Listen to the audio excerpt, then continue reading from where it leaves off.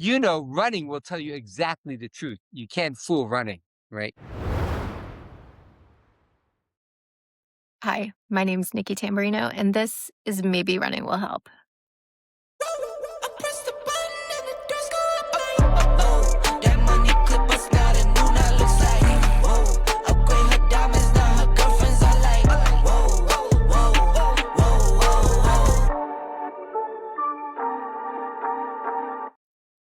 Today's podcast episode is with my good friend, author. This is the book that we're talking about today. It's called The Running Bucket List. If you're watching the video, I'm showing it right now. And he's also a professor at George Washington University. He teaches a course on running and functional strength training. He's run 205 marathons. He is just a wealth of knowledge in all things running and fitness. And so he is my unofficial mentor. He always gives me the best advice, even when he doesn't mean to do it. And I'm so excited to share him with you guys again. He's been on the podcast multiple times. Last year, we did a couple episodes with our friend Bart Gasso. And today we are talking about the balance between self-compassion and self-discipline, something that I have struggled with the past few years, and Jeff talks about he has also struggled with, and just finding the right spot on that spectrum for each of us throughout our lives. So this is a really informative conversation. I hope that you get something personally out of it. For me, I think the message is just that I don't have to suffer through everything, but I don't get results without effort. So, welcome to this episode of Maybe Running Will Help. But first, a word from our sponsor, Charm City Run. Charm City Run's Ultra Soul of the City 10K, presented by Kelly Benefits, is back, and it's better than ever before, with a brand new date and a brand new look, but the same soul. April 25th is the day Baltimore runs together. Starting and ending in Harbor Point, the Ultra Soul of the City 10K, presented by Kelly Benefits, features a beautiful course along Baltimore's inner harbor and surrounding communities at the height of spring. Awesome race premiums, an amazing post-race party, drinks and snacks, and a DJ await you once you cross the finish line. Charm City Run is offering friends of the podcast a 10% discount. Just use the code Nicky10 at checkout. That's NICKY and the number 10. Now, let's get on with the show. I feel like I always get the best advice or the best little bits of information from you when we talk. Excellent. I And love that. yeah, and I actually one of the things that you said to me recently, I was talking about how I was really struggling to run another marathon, and I didn't know if I'd run my last marathon or whatever, and you said these two words, and I have been incorporating them like crazy Oh in my my gosh. daily Okay. life. You said, "For now." Do you remember saying that? Is that something that you also, I don't know, kind of live by? Because Yeah. Yeah. oh, I never so thought of it helpful. as like that mantra just to use those two words in isolation, but yes, absolutely. Yeah. I think of you every time I think about that. And since you said that in so many different areas of my life, it just naturally, I'm like, for now. Because it feels overwhelming if you think you are making a decision forever. Yeah. And so the opposite is, of course, the words for the rest of your life. And that Yeah. could absolutely cripple you. Oh, yeah. Buying a new bed for the rest of your life. Oh my God. It's like, that's, you let go of that. It doesn't have to be, forever. And I'm dealing with that as you will, with your kids. I'm dealing that with my son. He's, first year of college, trying to figure out what he wants to do with his life. Relax. You could always do a 180. You never stuck, Yeah. so. Yeah. Oh, it's huge. It was such it's funny when you say things and you don't realize it, but they have such a big impact on the people that you're Right. talking to. Yeah. So that was one for me. The other thing that we talked about that day that I wanted to make sure that we shared with people was, I was talking about how you work so hard, you train so hard, and then ultimately you feel like you always have to go 100% or do 100%. And you told me the story of your friend who you saw out one day, really phenomenal athlete, just, you know, I think doing a casual workout or something. And she said to you, you're like, why aren't you doing a track workout? And she was like, I don't feel like it. So could you tell me about like that interaction and like how that impacted you? Yeah, that was amazing. Actually, so what this was is I was getting towards the winter time, and we do these like 5:30 a.m. track workouts, Wednesday mornings. And the days start getting shorter, so you're running in the dark, and that's fine.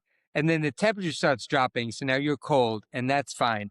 But I remember there was one year where I was out there, and every runner's had this experience, I think, if you're dedicated, where it was cold, it was dark, and it was snowing. And, I'm like, oh my God, what am I doing? And afterwards, you feel good that you got through it, but it's not fun. It's miserable. It's not why I like to run, afterwards, maybe, but in the moment, this is not where I want to be.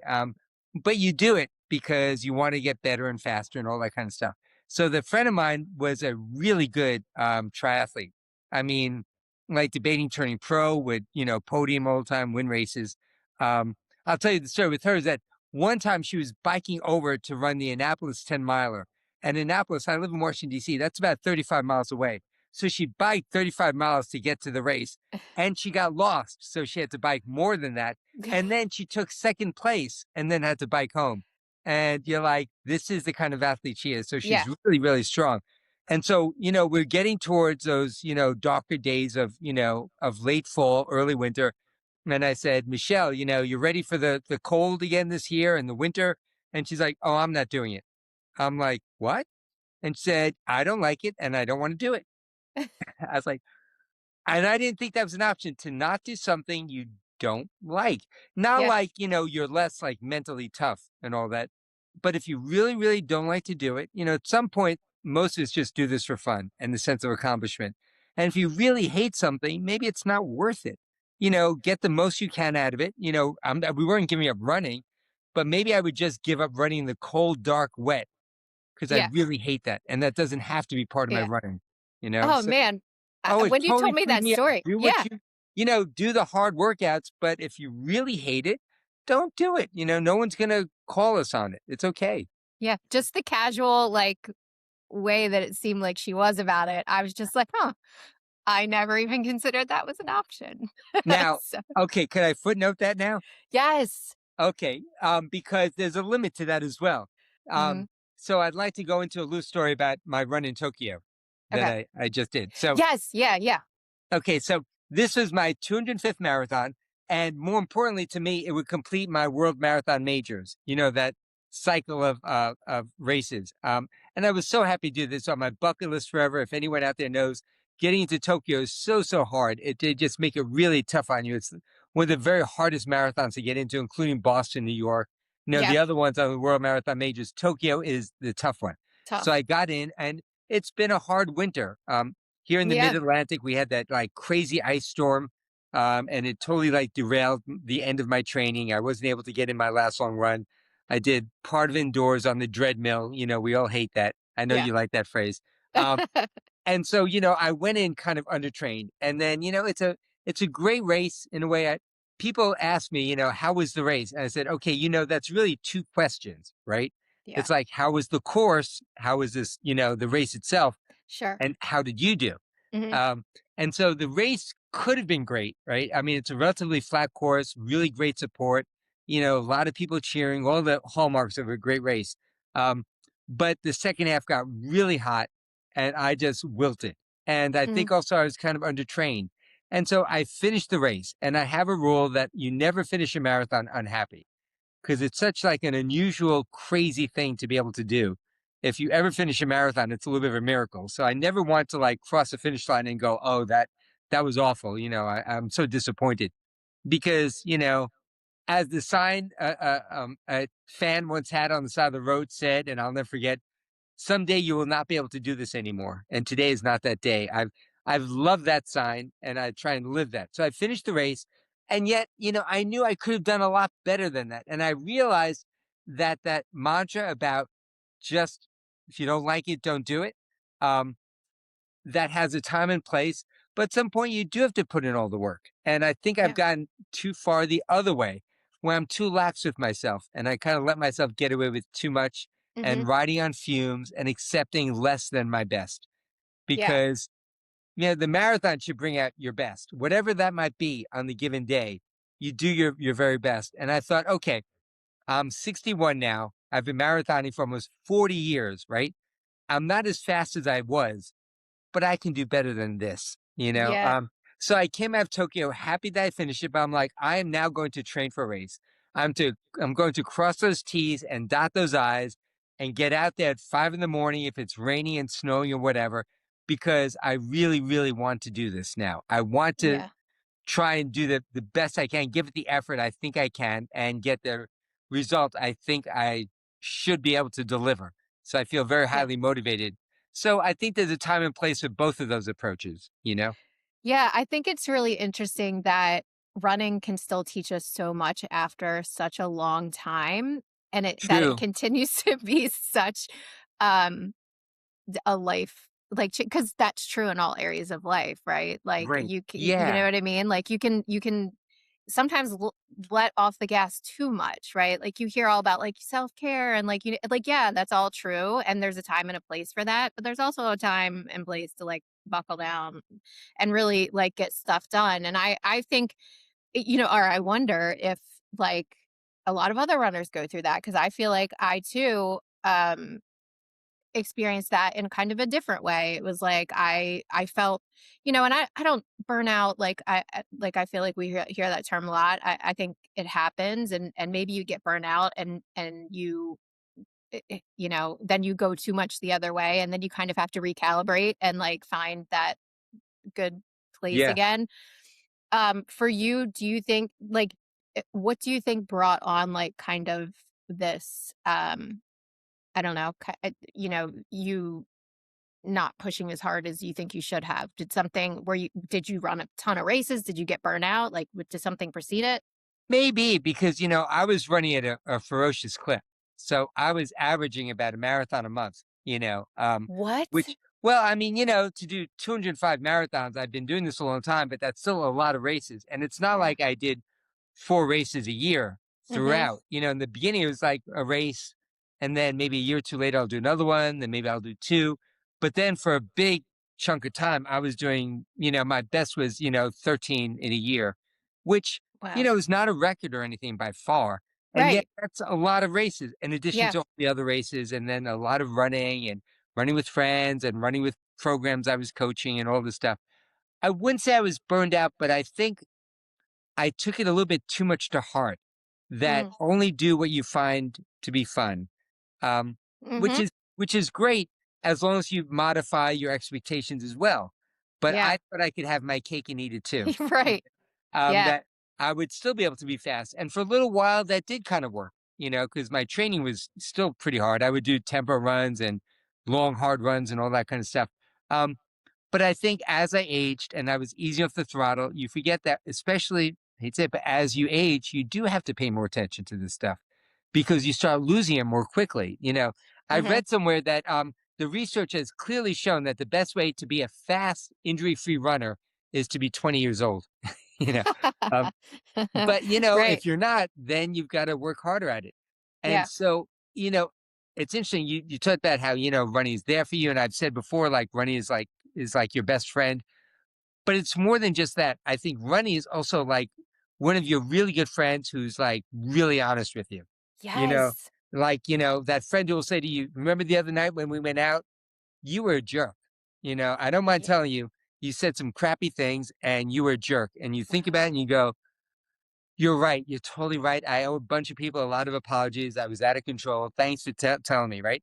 And Yep. so in Tokyo, what running told me as my best friend is, you know what? What'd you expect? You didn't Mm. do all the hard work. It also wasn't a great day for it, but you're taking it too easy. And so you got what you put into it. And, I had to look at my running friend, my friend who is my running, who is my friend, and say, you're right. You're right. So like running as my friend said, look, you have choices here. You could either give up having any quality marathons or even marathons and just enjoy running, which is fine. There are a lot of people who run and never race at all, or never do a marathon, or give up the marathon, and that's totally fine and healthy. Um, or if you really want a good performance, then you got to knock this off, and you got to start, putting in the hard work, because those are the options. That's how it works. And I'm like, you're right, you're right, you're right, you're right. And so Wow. that's the direction I went, because running will tell you exactly the truth. You can't fool running, right? What do you know that you say things and my mind is just like I'm like, "Oh my god, like, that's so true." Like, this is why I love talking to you, like and it's almost like you know these things, but to hear it, like, articulated and you're like, "Oh my god, that's so true." And Yeah, if I think about, like, running as that super honest friend with me, I think what it told me and it takes me a long time to listen, clearly, um, yeah, was that, like, "Hey, you didn't appreciate, like, this when you could do it, when you were doing." I mean, I took it so for granted. Like, honestly, like, there was a yeah, time where I trained and um, I coulda run a marathon probably any day of the week just because I trained all the time. I didn't appreciate and now I couldn't. I can maybe pull out a half right now, but I didn't appreciate when I was doing it, and I would yeah, finish a race like you were talking about, you never finish a race unhappy or whatever. I would finish a race and I would be, like, mad that I didn't PR by a couple seconds, even if I gave my best. I would or I would PR and I'd be mad that I didn't PR by more. Like, I just and I really think that that running was like to me, like, "Look, sorry, until you appreciate what you've got and what you're doing, like, you're gonna struggle in a way yeah, that" you know yeah. what I mean? And that's so true. That's And wild. and here's the crazy part too, is it doesn't suddenly stop, right? So, Mhm. you know, having realized that, the tough part to realize now is that where you are right now, Nikki, like you just said, I could probably knock out a half marathon right now. There might be a point in your life, many, many years from now, where that will no longer be true. Right? And you'll look back on today and look at that mom and go, God, I really didn't appreciate even the idea that I could knock out a half marathon, Yeah. easily. That's the message for me. Oh, like, probably So throughout. It's just like appreciating. yeah. So can I tell you this? So I'm going to recall for you a speech I gave to my son on his bar mitzvah. So he did the whole bar mitzvah thing, and it's at his celebration afterwards, and there's gonna be food and drink and all the stuff. And I'm expected to make a little speech. Today, Alex, you become a man, and blah blah blah. Um, and so I'm thinking about, what do I tell him? What is useful? Actually, beyond all the, try and be a good person and be honest and be, okay, yes, we all know that, but what does that mean? How do you apply that even? And so I decided to tell him the one bit of like truth that I think I've learned in life to be happy. And I told him, look, I mean, happy and successful. Said, take this for what it's worth, but I really believe it's a matter of having a balance of two things. And these two things are, first, an appreciation for what you've accomplished, right? And then secondly, a desire to accomplish more.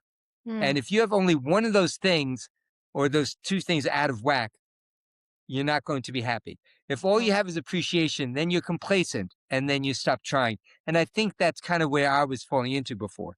And yeah, if all you have is a desire to be better, then you're never going to be happy. And I've seen a lot of people with that.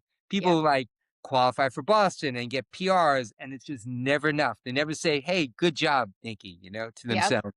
yeah, And so what you aim for is to really appreciate what you've accomplished, and yet, see if there's a way you can still even do better, you know? yeah. And I'm so thankful for like running. Like I was thankful for it in a different way before, but I look back. I don't know if you do this too, but I look back on the kind of runner I used to be, and I'm like, God, you just had such an ego. like you should have gotten over yourself. Like I can't.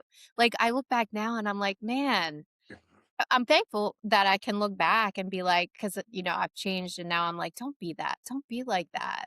Don't be like Well, that. okay. So for your listeners, I've got to point this out now. Nikki is very humble about this and doesn't point out a lot of these things, but you are an elite runner. You ran at a very, very high level. I mean, we all struggle through some of the same things, and you read about all these champions who go through the same things that all of us mid-pack people do. But the things that you were accomplishing were beyond what most of us accomplished. Like, could you tell some of your PRs? Would you mind doing that? I don't mind, I just don't feel like they're that elite, but, like, I appreciate that, but my marathon PR is 2:57, and then my half is 1:21, and then Yeah. yeah, So so I mean, those aren't like Olympic times, but that'll be faster than almost anybody else in the groups that you run in. faster than I ran, faster than almost anyone else I know ran, male or female.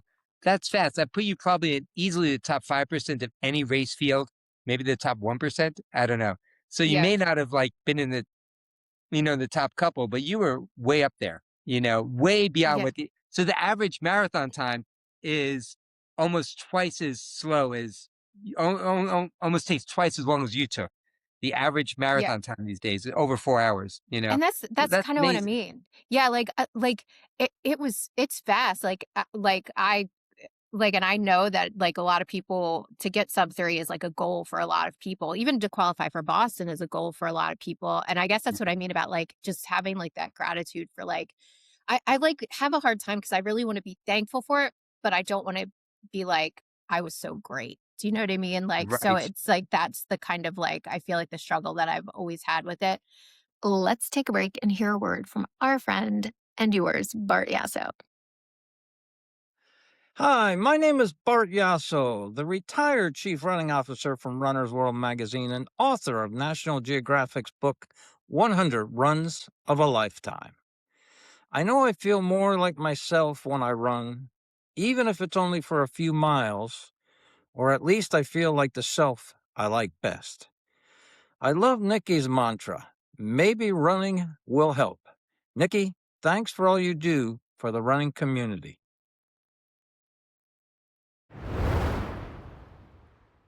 I'm liking trail right now. So sometimes doing something different is Interesting. interesting. Yeah.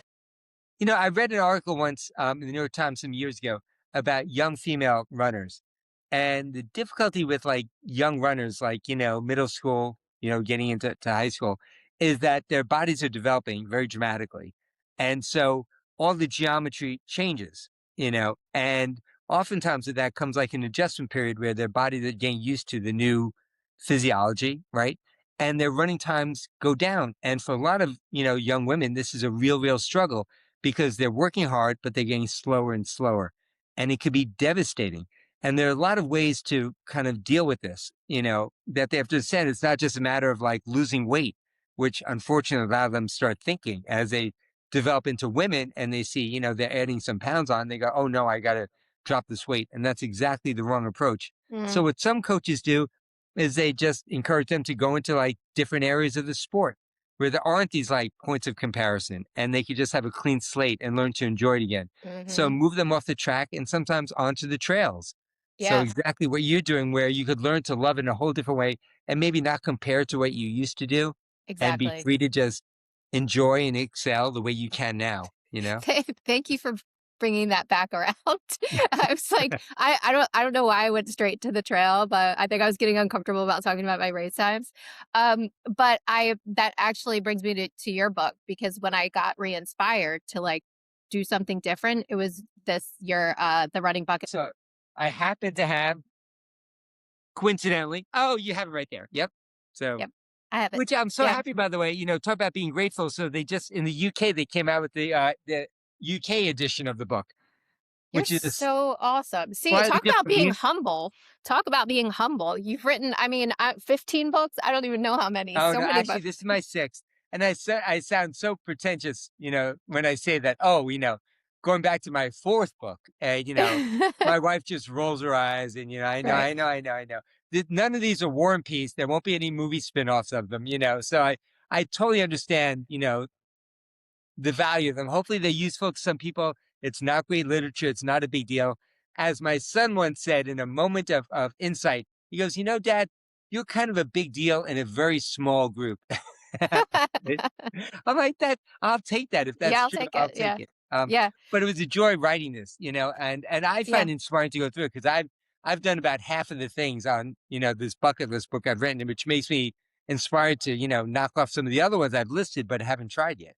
Yeah, no, I found it to be even a great read. I know like the way that you have it laid out, you can kind of skip around and that's those are the kind of books I love to read anyway, but even like going through the beginning and you talking about the fact that you have done all these things and the way to use the book and you can scratch things off and mark it up and I think Yeah.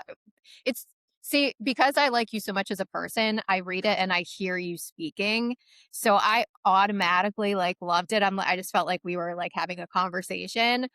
Um, but I also found it useful. So useful that I had to like text you like every time I read like a different chapter. I'm like, I didn't know And one about of this. those I didn't know texts I about love this. getting, I can tell like Yeah. all your listeners that you could automatically check off one of the things in that book.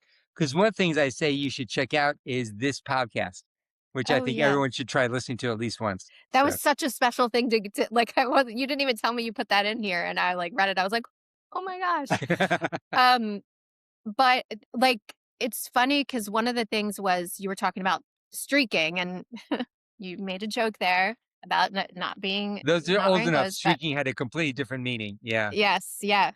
And I've been doing that. I've been doing 5 miles every day. I think I'm probably almost a month in. Just, little things like that. They're so attainable and you can decide Right. like, oh, I'll do that. And like is if I don't know. I thought like that was super helpful and I've been doing that. So I've been putting into practice some of the things, but some of the things I didn't even know. Well, I always that's so interesting. There's so much that you do right that's even, intuitive before you know that it's actually totally the right thing to do. So like what you're describing right now is like a really, really well researched, well articulated coaching approach, which is, to recognize the difference between like process goals and result goals.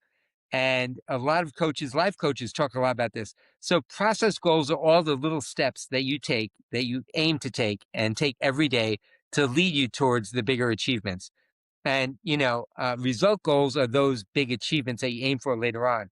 And it's really hard to aim only for result goals because they could seem so big and overwhelming.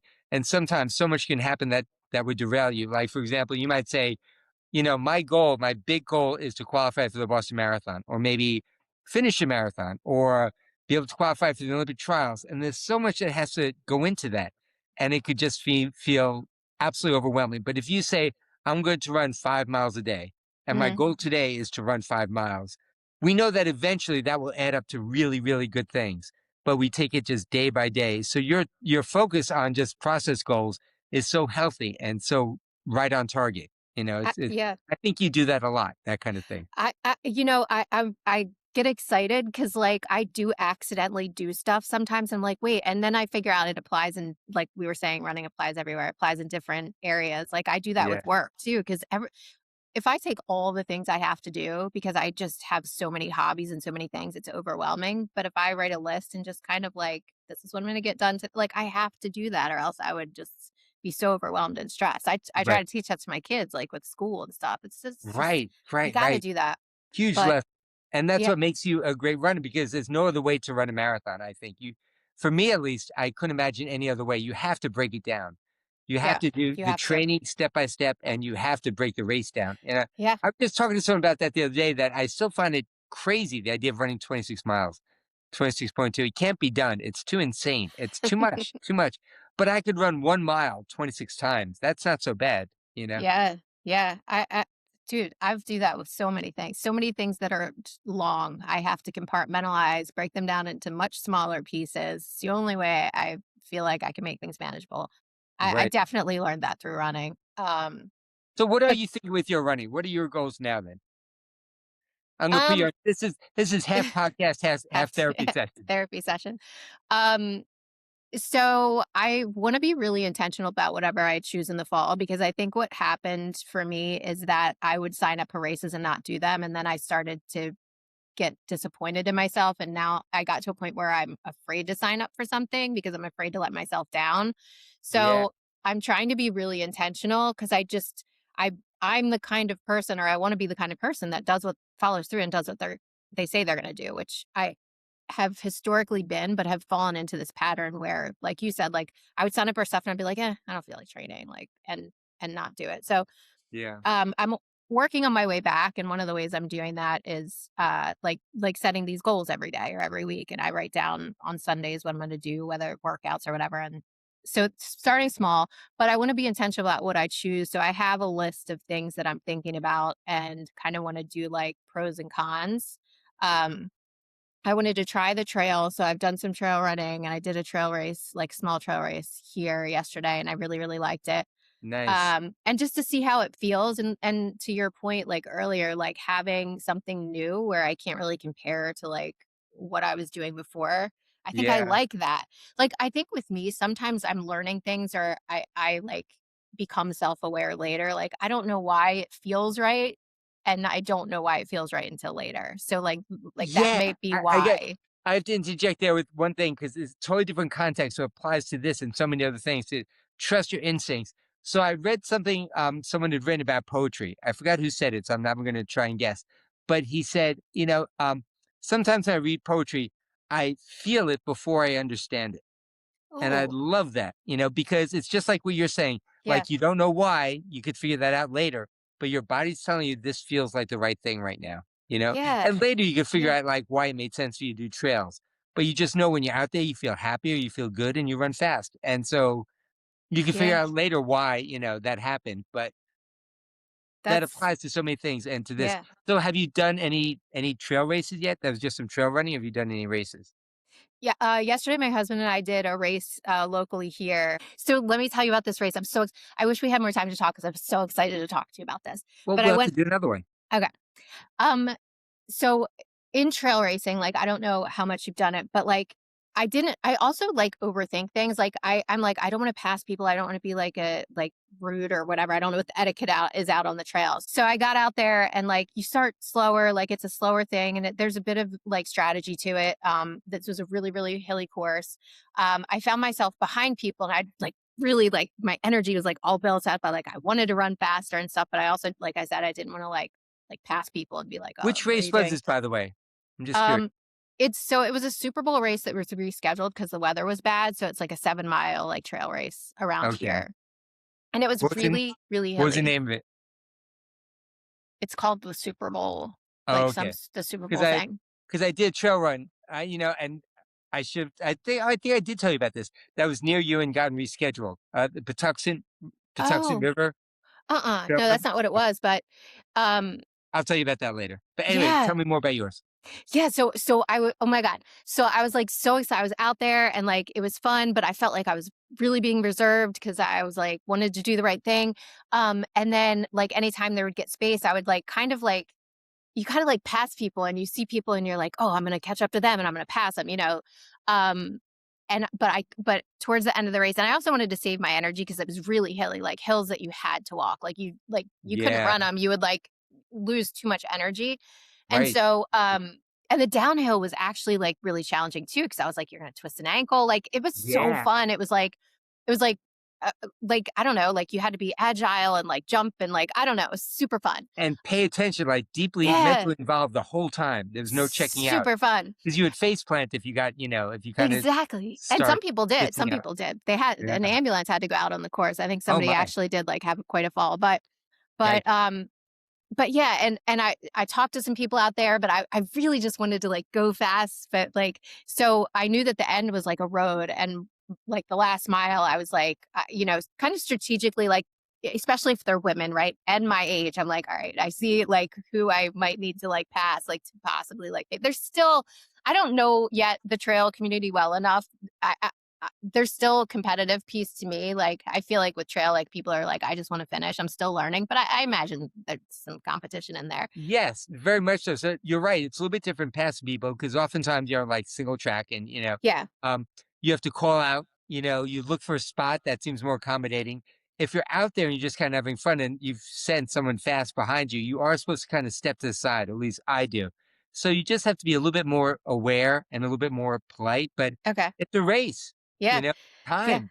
Oh, So, and and so there are awards. So you yeah, should run hard. we were getting to the end and I knew there was a road and so I wasn't worried. I was like, you know what? As soon as we get to the end, I'm going to save up all this energy. As soon as I get to the end, I'm going to run as fast as I could. And man, I'm telling you, I could not wait to run so fast by the time I got there because I felt like I had Yes. been so like holding Oh, it in. great. And it was so fun, like, and the end, like, it actually was on, like, a more of a road, so you could kind of just, like, let go. Let it go. Oh my god, that was, like, the most fun. Oh my god, Nikki, it the sounds end. like you've got some Yeah, trail races in your future. That'd be wonderful. You should keep with yeah, it. yeah, Hey, yeah, Quizza, I want to tell you about this experience because this is so funny to me. So, I've got a mantra among many that's, and you've heard this from me before, I think, to be smarter than you are brave, right? yeah, So this is before Tokyo. It's now like the week before because the race got delayed. This half marathon trail run was supposed to be a part of my taper getting ready for the Tokyo Marathon, but it got pushed back because of terrible weather. And so it's the week before the marathon. And I thought, I probably should not race a half marathon trail run the week before, on a big international trip, for a goal marathon. It probably doesn't make sense. So I realized that you can drop down to the 10K. I'm like, you know what? That's fine. But you're supposed to announce that when you go to pick up your number on site that morning. Just tell them I'm Mhm. dropping down to the 10K. So I get my number and I'm running. And just like you, that's so funny. I listen to everything you say and it reminds me of like some of the things I think, or it puts into words things I think. But you get to be a certain age, and I look for the gray hair out there. 'Cause I'm not going to compete with the 20-year-olds, Right. although I like beating them. Um, Right. but I look how many gray heads are ahead of me. And so I'm having a pretty good day on the trail, and I'm passing lots of people and feeling good about it all. And, fewer and fewer gray heads. And I'm like, I might be doing pretty well. And then I get like towards the last bit, I'm like, I think I'm doing really well. And then I remember I forgot to tell them that I'm dropping down to the 10K. Oh, so I cross the finish line and I hear an No. announcement. Well, Jeff Horowitz, please come to the timer's tent. So I go there and they're like, dude, we have to disqualify you. Because you're supposed to run the half. I know, I forgot to tell you I'm dropping down. So I'm disqualified, and I see that. But of course, being a glutton for punishment, I have to check the times, and I was third in my age group. That's So, dang. so that's well, that should be very nice, and I guess I was happy. But I was a little heartbroken because that may happen a lot to you, and it doesn't happen a lot to me where I actually place. Yeah, and then Um, you that I so get that, yeah. by put in perspective, so this is a small community trail, 10K where I came in third in my age group, which in the scheme of things is I don't wanna say it's nothing, but certainly not like winning the Boston Marathon, right? Honestly. I don't know, So any that's fine. win yeah, any place, it doesn't matter, like, it still feels good, Well, it still it's felt yeah, good that I did well. Like, a yeah, friend of mine said, "No, you still got 3rd. You just didn't get the medal or anything, but you were 3rd."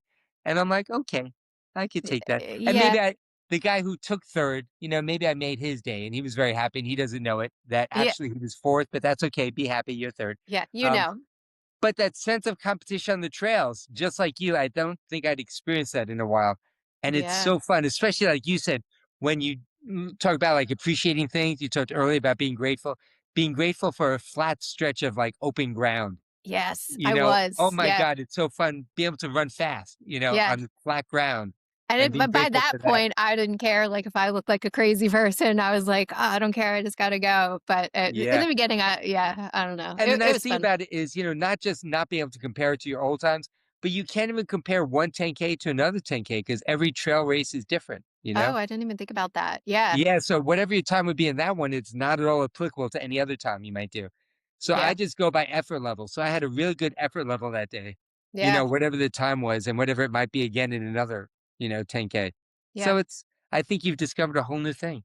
I am. Like me, I'm excited about it. I didn't even know until I started telling you about it how excited I am. But I know you have to go. I just want to say I'm so thankful for our friendship because, like, really, like, I learn so much every time we talk, and I just Oh, feel thank you. and gratitude again. I do. I feel so grateful that like I get to like text you and talk to you and learn Oh, from you. thank you. So And thank you. it goes both ways. I love talking about this with you because I don't know too many other people who'd love to talk about it to the level that you do, where we'd actually do a podcast. And I want to wish you a happy early birthday, right? So that's coming up soon. I want everybody to know. How do you know Oh, I know this. It's that? if I get this right, is it the 11th, April 11th? Yes. Okay. Well, happy early birthday. It's appropriate that it's smack in the middle of spring marathon season. I think that's a sign. Um, Okay. I hope you have a wonderful run on your birthday. You have a birthday run, and that you appreciate everything you've accomplished over this past year, and that you're also eager to accomplish more in the coming year. Thank you, So, Jeff, so much. I'll talk to you soon. sounds great. Have a great day. Take All right. care. Thanks Bye. for having me. Thanks to Jeff Horowitz, and thank you for being a listener of the show.